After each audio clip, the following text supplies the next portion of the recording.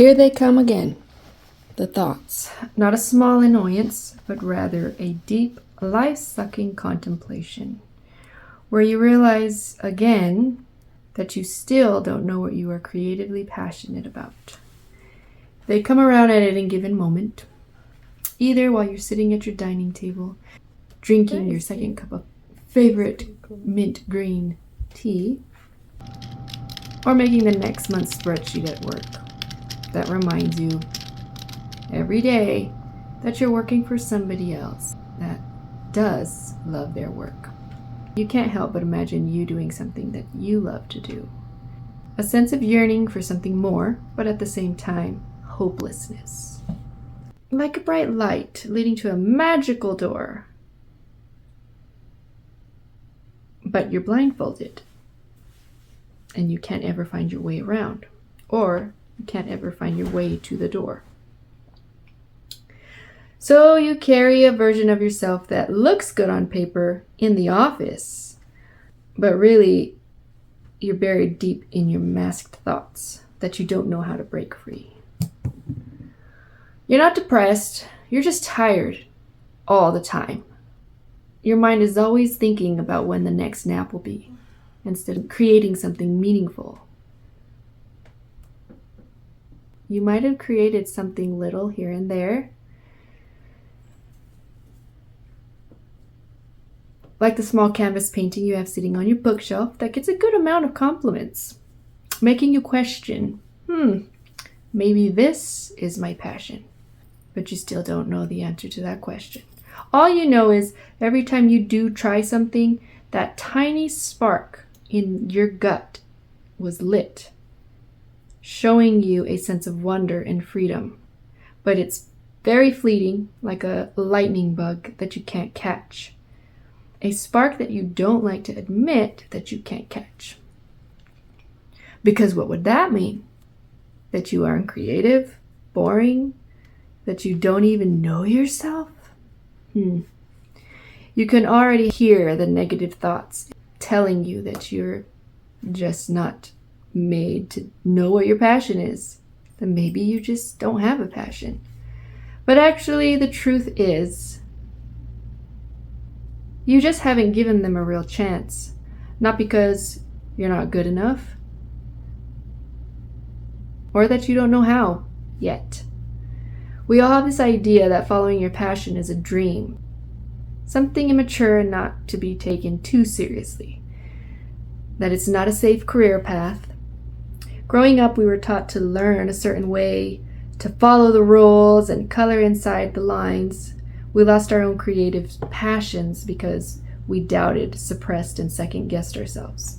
We stopped seeing the magic. We stopped feeling passion and buried it so deep that we don't know how to pull and build it back up. You wake up some days and notice you're not living as the main character, but as the best friend cheering from the sidelines, burying your own creative endeavors.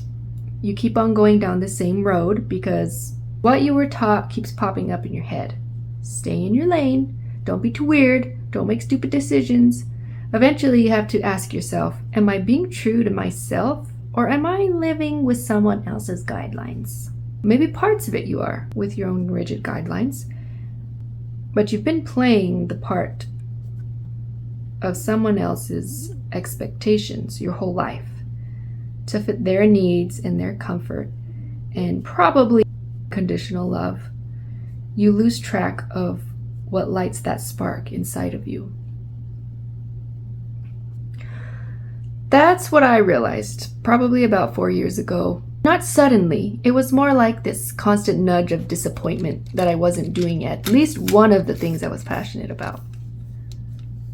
Especially since I live 10 miles from LA, one of the best creative places to be in, but I wasn't giving them a chance to become something beyond the 5 minutes I had put into them. I was holding on to the safe card, keeping routines that I didn't need to keep, looking the part of a bookkeeper, fearing that if I switched things up, I would fail horribly and look stupid for giving up security. Everything was okay Not great, but okay. And under all that, all I wanted was to work somewhere on something that I was passionate about, even a little bit. On what exactly? Well, at least one of my passions of dancing or singing or creating music. So I started. I started small, giving one thing I like to do a chance to bloom, hopefully someday. Even just 20 minutes a day.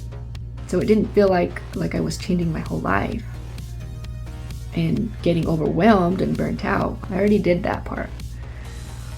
It seems small, but it makes such a difference. It doesn't make me a pro overnight, which that's what I wasn't doing before in the past. I wasn't being patient.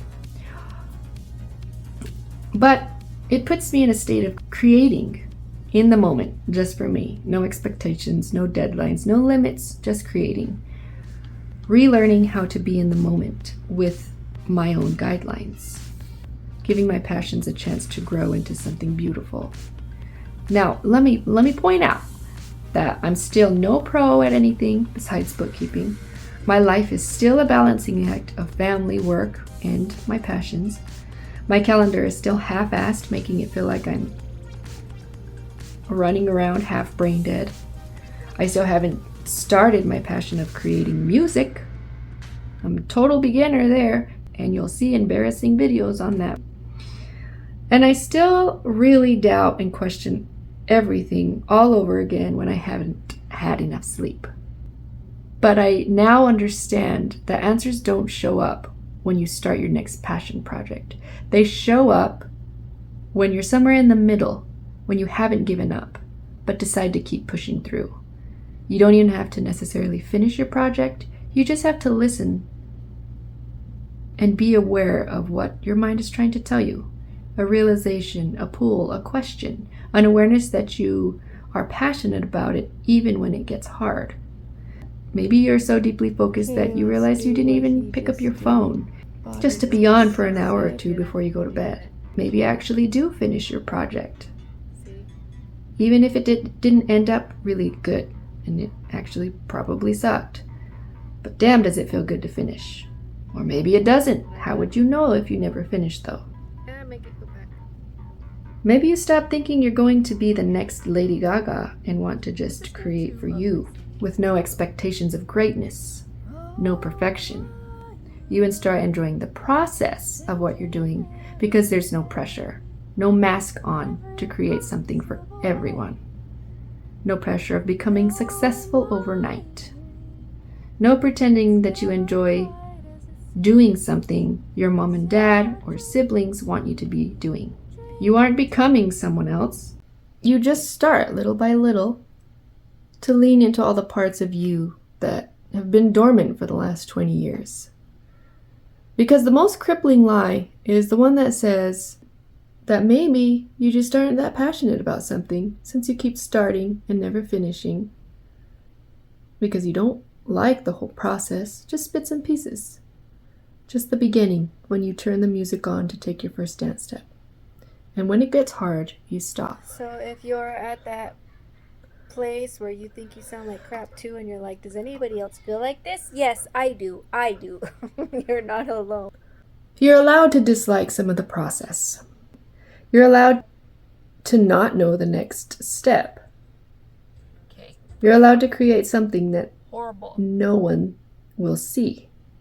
To create something just for you. You're allowed to try many different things simultaneously or one at a time. You're allowed to create random things just because you feel like it. Not because they'll be amazing. Not because you'll make tons of money. Not even because you're trying to find your passion. But because creating something in itself is freeing and meaningful. It's a way of reminding yourself that you're being present with just you in this moment. Still curious, still not giving up on the things that bring you joy. Instead of binge watching your favorite TV show again. You don't need to prove to anyone that you are passionate about something. You're just here to create for you. I don't have a single passion. Not yet, at least. I want to do something creative that I love. And I'm still just creating, one thing at a time, seeing what fits. See how that goes. And the truth is, there's no sudden realization of what you're passionate about. No moment when you're a sudden genius at something. There's just each imperfect creation of yours that you did stick with, eventually leading you to create something magical that you are proud of, something you enjoyed the process of doing, even the pieces you used to hate. And if you pay attention in the quiet moments as you sip your tea, you'll notice you haven't ever stopped trying to light your way in the dark room. You haven't given up on creating something meaningful to you. You still want to unbury that creative passion that you know has been lacking attention for far too long, and relearn and build that creativity one small imperfect project at a time. I swear, sometimes it takes me 5 tries to get the video. The last one I recorded the opposite, the switch freaking camera. Anyway, I'm done with the recording. You're not waiting for someone to come help and guide your way anymore. You're not letting fear and lack of skill or knowledge hold you back. You're just trying one thing at a time. If that looks different from what you imagined your creative journey would look like, that's okay. It means that you get to rewrite what you do want it to look like, with one project at a time, as you go. That means the world is your playground. And you get to go on this creative journey and try everything out until something fits and feels just right for you.